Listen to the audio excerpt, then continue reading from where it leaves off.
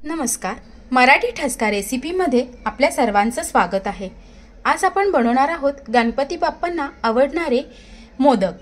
तर गणपती बाप्पांसाठी आज आपण जे मोदक बनवणार आहोत तर त्याच्यासाठी मी घेतलेला आहे इथे एक नारळ जो आहे तो मी खाऊन घेतलेला आहे किंवा ते किसून घ्यायचा आहे आणि इथे पाव किलो किसलेला गूळ आणि इथे 250 ग्रॅम तांदळाचे पीठ, बासमती तांदळाचे पीठ घ्यायचं आहे आणि इथे 7 ते 8 काजू जे आहे ते बारीक तुकडे करून घ्यायचे आहेत आणि केसर जे आहे ते मी दुधात भिजवलेलं आहे आणि 1.5 चमचे वेलची पूड आणि थोडंसं आपल्याला तूप वगैरे लागणार आहे। तर सर्वात आधी आपण आतमधलं सारण बनवून घेऊयात। इथे एक कढई मी गरम करण्यासाठी ठेवला आहे तर त्याच्यामध्ये 2 चमचे तूप घ्यायचं आहे। 2 ते 3 चमचे तूप घेऊयात आणि तूप थोडंसं गरम झालं की त्याच्यामध्ये आपण जो हा किसलेला नारळ आहे तो टाकायचा आहे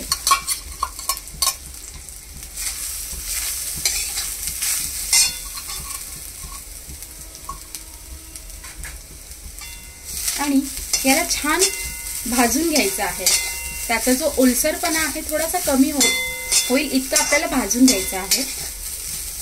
थोडंसं शॅलो फ्राय म्हणजे गोल्डन कलर मध्ये आपल्याला ते भाजून घ्यायचं आहे। थोडंसं मंद आचेवर मीडियम हीट वरतीच आपल्याला हे जे खोबरं आहे ते भाजून घ्यायचं आहे।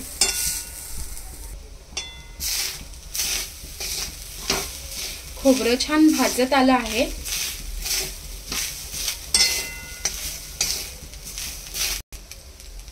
आता खोबरं जे आहे ते छान भाजलेलं आहे ते आता आपण एका वाटीमध्ये साईडला काढून घेऊयात।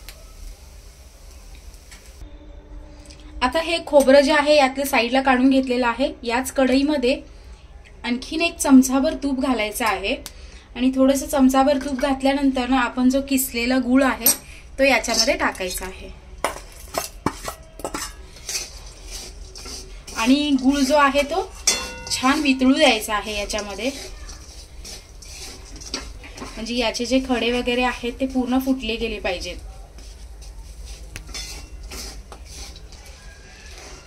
गूळ छान विरघळत आहे तर याच्यामध्ये थोडेसे 1-2 चमचे आपल्याला दूध टाकायचं आहे आणि व्यवस्थित त्याला ढवळून घ्यायचं आहे। गूळ आता छान वितळत जात आहे।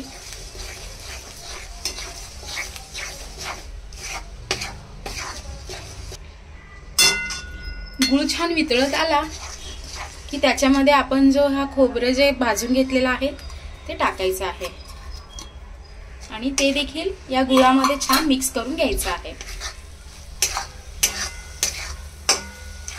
आणि छान व्यवस्थित त्याला भाजून घ्यायचं आहे।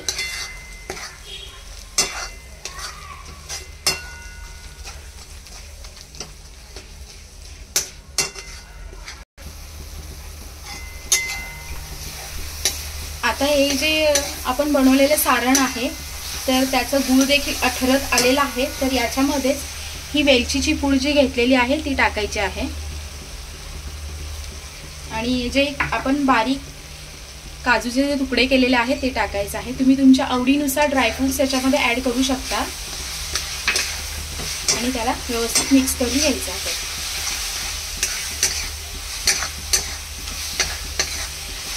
मीडियम हीट वरतीच आपल्याला हे जे सारण आहे ते बनवून घ्यायचं आहे।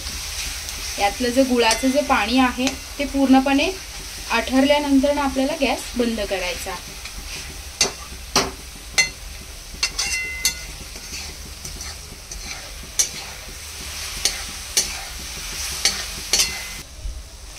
सारण तयार आहे। आता हे आपण थंड होण्यासाठी एक साईडला काढून घेऊयात आणि हे सारण थंड होईपर्यंत आपण मोदकासाठी लागणारं तांदळाचं पीठ जे आहे ते मळून घेऊयात।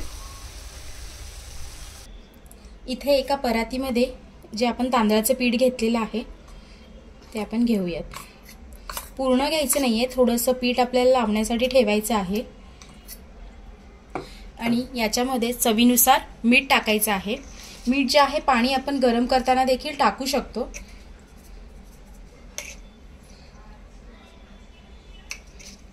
आणि इथे मी 1 ग्लास पाणी जे आहे ते गरम केलेलं आहे तर याच्यामध्ये मी गरम पाणी टाकत आहे।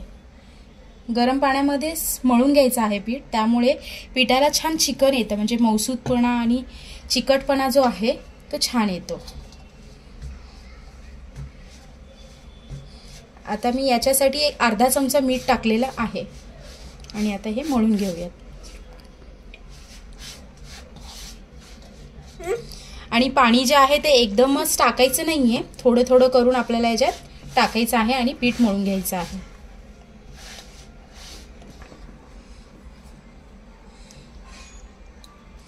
आणि पीठ जे आहे खूप सैलसर आणि घट्ट देखील मळायचं नाहीये, मीडियम मध्ये आपल्याला ते मळून घ्यायचं आहे. आणि याला एकसारखं करूयात. आणि पीठ मळतानाच याच्यामध्ये 1-2 चमचे आपण तूप टाकूयात.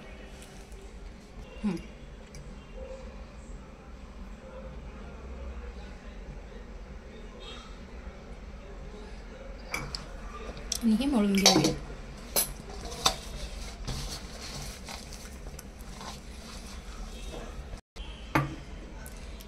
इथे पीठ मळून झालेलं आहे आणि शेवटीला थोडंसं हाताला तूप लावून मी ते एकसारखं करून घेते आहे.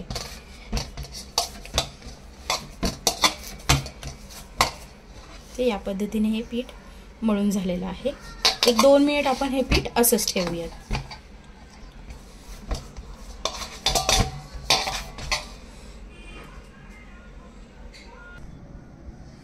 आता मोदक बनवूयात. तर इथे थोडंसं हाताला तूप लावून घ्यायचं आहे आणि व्यवस्थित त्याचा गोळा बनवून घ्यायचा आहे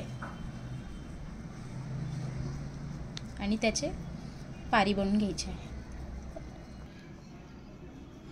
अशी गोल वाटी बनवून घ्यायची आहे पिठाची आणि त्याच्यामध्ये हे जे सारण आपण बनवलेलं आहे ते टाकायचं आहे.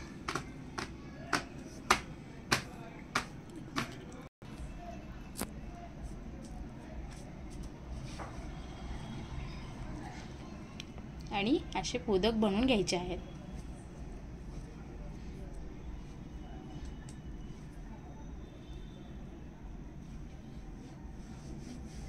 आणि आता हा मोदक जो आहे तो इथे मी चाळणीमध्ये वाफवायला ठेवणार आहे. तर या चाळणीला अगोदर तूप लावून घ्यायचं आहे. तर याच्यामध्ये केळीचं पान अथवा हळदीचं पान जे असतं ते खाली ठेवलं तर मोदकांना जे आहे आणखीन छान चव येते. पण आता माझ्याकडे केळीचं किंवा हळदीचं पान नाहीये, तर मी डायरेक्ट आता चाळणीवरती जे आहे ते तूप लावून मी त्याच्यावर ठेवत आहे. तर अशाच पद्धतीने बाकीचे देखील मोदक आपण बनवून घेऊयात.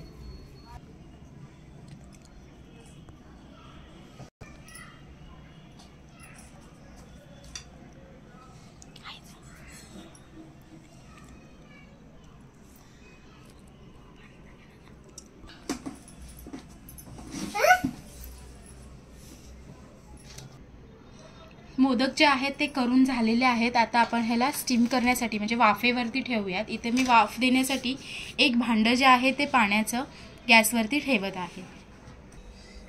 आता हे जे मोदक झालेले आहेत करून, तर त्याच्यावरती हे जे आपण केसरचं दूध बनवलेलं आहे तर ते थोडंसं टाकायचं आहे. त्याच्यामुळे रंग टेक्स्चर खूप छान येतो, म्हणजे दिसायला मोदक आपले खूप छान दिसतील.